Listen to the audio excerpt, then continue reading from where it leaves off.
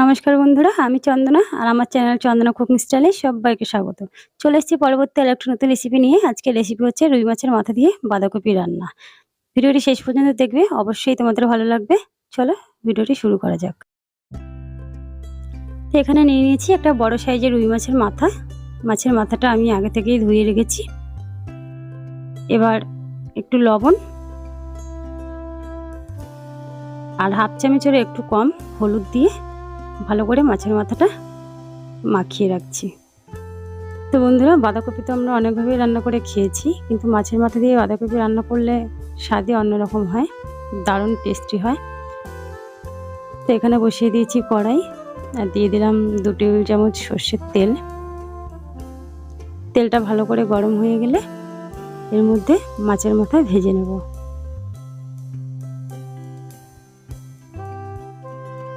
এবার তেল গরম হয়ে গেছে, এবার মাছের মাথাটা দিয়ে দিচ্ছি। এক পিঠ ভাজা হয়ে গেলে উল্টে একইভাবে আর এক পিঠ ভেজে নেব। খুব বেশি কড়া করে ভাজার দরকার নেই, মিডিয়াম করে ভেজে নেব।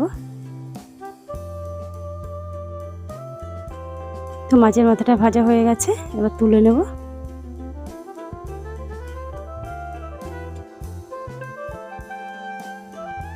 এরপর কড়াইয়ের মধ্যে যে বাকি তেলটা রয়েছে তার মধ্যে আরও 1 টেবিল চামচ সর্ষের তেল দিয়ে দিয়েছি আর দিয়ে দিলাম 2টো তেজপাতা আর একটু গোটা জিরে। এবার ফোড়নটা একটু ভাজা হলে তারপরে আলুগুলো দিয়ে দিচ্ছি। আলুগুলো ভাজার সময় সামান্য লবণ আর হলুদ দিয়ে আলুটা ভেজে নিচ্ছি, তাহলে ভাজা আলুর কালারটা দেখতে ভালো লাগে। আলুটা বেশ ভাজা হয়ে গেছে।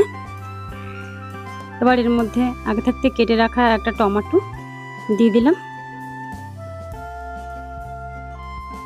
টমেটোটা হালকা একটু ভাজা হলে তারপরে দিয়ে দিয়েছি আদা আর কাঁচা লঙ্কা বাটা।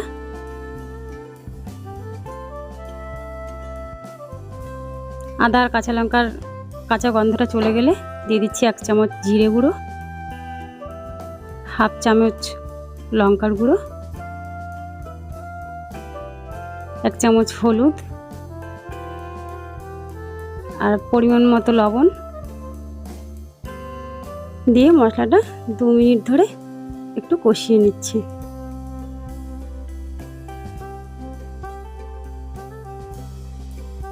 এবার মশলাটা যখন কষানো হয়ে গেছে, মশলা থেকে যখন তেল ছেড়ে দিয়েছে, এরপরে এর মধ্যে দিয়ে দেব আগে থাকতে কেটে রাখা বাঁধাকপি। এখানে বাঁধাকপিটা আমি আগেই কেটে ধুয়ে রেখেছি। এবার মশলাগুলোকে বাঁধাকপির সঙ্গে ভালো করে মিশিয়ে নিচ্ছি।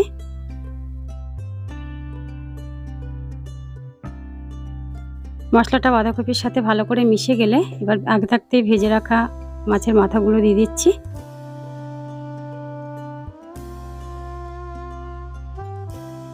এইভাবে নেড়ে চেড়ে মাছের মাথাটা বাঁধাকপি দিয়ে চাপা দিয়ে দিচ্ছি।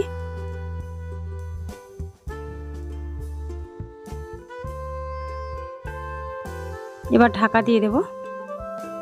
ঢাকা দিয়ে 5 মিনিট রান্না করে নেব। ফিরে এসেছি 5 মিনিট পর, আর বাঁধাকপিটা ভালো করে সেদ্ধ হয়ে গেছে আর আলুটাও সেদ্ধ হয়ে গেছে।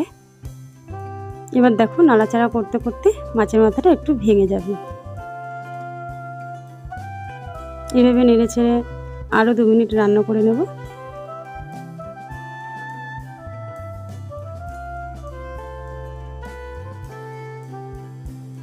এবার দিয়ে দেব হাফ চামচ মতো চিনি। চিনিটা দিয়ে আরও কিছুক্ষণ নাড়াচাড়া করে নিচ্ছি,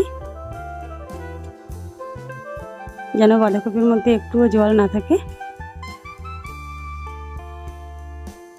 এখন আরও 2-3টে কাঁচা লঙ্কা চিড়ে দিয়ে দিয়েছি। তো তৈরি হয়ে গেছে মাছের মাথা দিয়ে বাঁধাকপি। নামানোর আগে দিয়ে দিচ্ছি একটু কুচানো ধনেপাতা।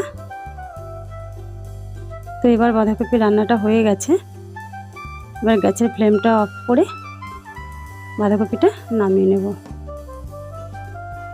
তো বন্ধুরা, তৈরি হয়ে গেছে মাছের মাথা দিয়ে দারুণ টেস্টি বাঁধাকপির রেসিপি। তো ভিডিওটি ভালো লাগলে অবশ্যই লাইক কমেন্ট শেয়ার করবে, প্লিজ চ্যানেলটি সাবস্ক্রাইব করবে। আবার চলে আসবো তোমাদের সামনে নতুন রেসিপি নিয়ে।